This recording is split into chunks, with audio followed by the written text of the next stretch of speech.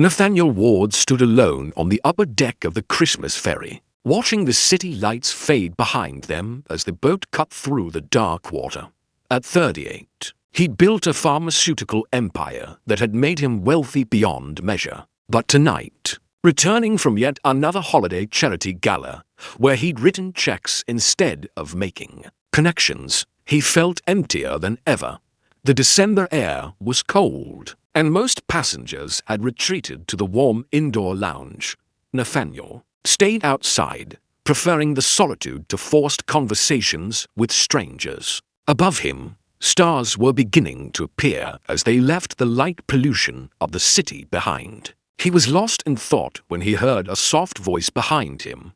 "Excuse me, sir, I'm so sorry to bother you, but could you help me?" Nathaniel turned to find a young woman in a wheelchair looking up at him with hopeful eyes. She was maybe 27, with long blonde hair pulled back in a loose braid, wearing a grey cardigan against the cold. Her smile was gentle, but held a hint of embarrassment at having to ask. "Of course," Nathaniel said. "What do you need? This is going to sound strange, but could you lift me up, just for a moment? I want to see the sky properly. The railing is too high from where I'm sitting, and I can only see the bottom edge of the stars." She gestured at the metal railing that blocked her view from the wheelchair. "I know it's an odd request. You can say no. I just thought I'd ask." Nathaniel felt something shift in his chest. Most people would have asked him to move her wheelchair or adjust her position, but she'd asked to be lifted up, to see something beautiful despite the obstacles in her way. "It's not odd at all," he said gently. "May I?" She nodded, and Nathaniel carefully lifted her from the wheelchair, holding her securely as she gasped with delight at the suddenly expanded view. The Milky Way stretched across the sky above them, stars scattered like diamonds on black velvet, a shooting star trailing across the horizon. "Oh," she breathed, "it's even more beautiful than I remembered." Nathaniel held her steady, acutely aware of how light she was, how her eyes filled with wonder at something he'd barely noticed moments before. "When did you last see the stars like this?" he asked quietly. "2 years ago, before the accident that put me in this chair. I used to love stargazing. My father would take me camping, and we'd lie on our backs for hours just watching the sky." Her voice caught. "He died 6 months ago. Heart attack. Since then, I've been trying to find ways to connect with those memories, but it's hard when I can't see properly." She looked at him apologetically. "I'm so sorry. You probably didn't sign up for a stranger's life story. You can put me down now. Thank you for this. I don't mind holding you," Nathaniel said honestly, "and I'd like to hear your story if you want to share it." So she told him. Her name was Claire Bennett. She'd been a marine biologist before a diving accident had left her paralyzed from the waist down. Her father had been her rock during recovery, helping her rebuild her life. After he died, she'd struggled with both grief and the practicalities of living alone with a disability. "I was heading home from a support group meeting in the city," Claire said. "I take the ferry because it's easier than driving with hand controls in holiday traffic. Usually I stay inside, where it's warm, but tonight I wanted to see the water. Remember the ocean research I used to do? Then I saw the stars and realized I couldn't see them properly, and I just thought, maybe someone would help me. And you did. Thank you." "You don't need to thank me for something I'm happy to do," Nathaniel said. "Look, there's another shooting star." They watched it together, and Nathaniel realized he hadn't felt this present, this aware of beauty around him, in years. Claire pointed out constellations, sharing facts about the stars with the enthusiasm of someone who genuinely loved the subject. "You must think I'm pathetic," she said after a while. "A grown woman who needs to be held up to see stars." "I think you're brave," Nathaniel corrected. "You could have stayed inside, where it's comfortable. Instead, You came out here in the cold because you wanted to see something beautiful, and you had the courage to ask a stranger for help. That's not pathetic. That's inspiring. I don't feel very inspiring most days. I feel frustrated and limited and lonely. I'm wealthy and able-bodied and lonely too, Nathaniel found himself admitting. So maybe we have more in common than you think.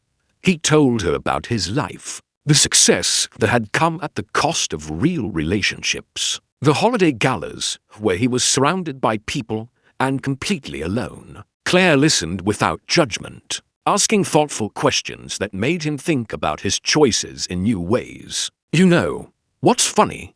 Claire said. Everyone sees my wheelchair and assumes I'm the one who needs help. But maybe you need help just as much. You're just better at hiding it. The observation cut straight to Nathaniel's heart. You're absolutely right. They talked for over an hour, Nathaniel holding Claire as the ferry crossed the water, both of them watching the stars and sharing their stories. Other passengers came and went, some staring at the unusual sight, but neither of them cared. When the ferry neared the dock, Nathaniel carefully lowered Claire back into her wheelchair. Thank you, she said. That was the best hour I've had in a long time. Would you let me take you to dinner? Nathaniel asked impulsively, not as charity or pity, but because I genuinely enjoyed talking with you, and I'd like to do it again. Claire studied him. You're not just being nice because of the wheelchair. I'm being nice because you reminded me to look at stars I'd stopped noticing. Because you shared your story with honesty I rarely encounter. Because I'd like to get to know you better. She smiled, a real smile that lit up her face. Then yes, I'd like that. Over the next months, dinner became a regular occurrence. Nathaniel learned about Claire's ongoing work as a consultant for marine conservation, done remotely from her apartment. He helped her secure grants for adaptive equipment that would let her return to field research. She helped him understand that wealth meant nothing without purpose and connection. They went to museums and concerts, took more ferry rides to watch the stars, spent quiet evenings cooking dinner and talking for hours. Nathaniel's business partners noticed the change in him, how he prioritized differently, delegated more, actually left the office at reasonable hours. 6 months after that first night on the ferry, Nathaniel took Claire back to the same upper deck under the same starlit sky. He'd arranged with the ferry company to have it reserved just for them, decorated with lights and Christmas greenery. Why are we here? Claire asked. Though her eyes sparkled with suspicion, Nathaniel knelt beside her wheelchair. Because this is where I learned to see again. Where a brave woman asked me to help her see the stars, and in doing so, helped me see what really matters. He pulled out a ring box. Claire, you taught me that limitations are just opportunities to ask for help. That vulnerability is strength, not weakness. That true connection requires honesty and courage. Will you marry me? Claire's hands flew to her mouth, tears streaming. Yes, oh my God, yes. Nathaniel slipped the ring on her finger, then lifted her from the wheelchair as he had that first night, holding her up to see the stars as they kissed under the Milky Way. Thank you for asking me to lift you up that night, he whispered. Thank you for saying yes, she replied. Thank you for seeing me, not just the wheelchair. Thank you for showing me that asking for help isn't giving up. It's opening up. A year later, at their wedding on a boat under the stars, Nathaniel told their story. People ask me when I knew Claire was the one. I tell them it was the moment she asked me to lift her up so she could see the sky. Not because she was helpless, but because she was brave enough to ask for what she needed. She taught me that we're all disabled in some way, limited by fear or pride or loneliness. That the strongest thing we can do is admit we need each other. He looked at his bride, radiant despite the wheelchair that would always be part of their life together. Claire can't walk. I couldn't see what mattered. Together, we're complete. Together, we can reach the stars.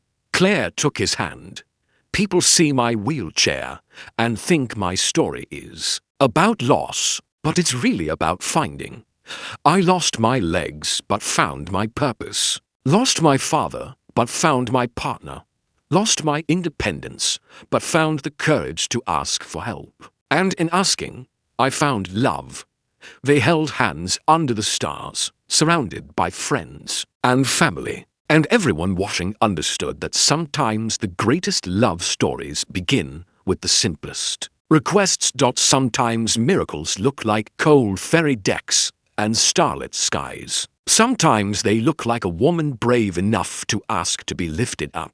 Sometimes they look like a man willing to hold someone so they can see beauty beyond their limitations. And sometimes, in lifting someone else, we discover we're the ones being raised up. Our perspective shifted, our world expanded, our hearts opened to possibilities we never knew existed. If this story touched you, please like, share, and subscribe. Comment about times when asking for help led to something beautiful, or when helping someone changed your view. Your stories remind us that connection requires vulnerability, and that love means lifting each other toward the light.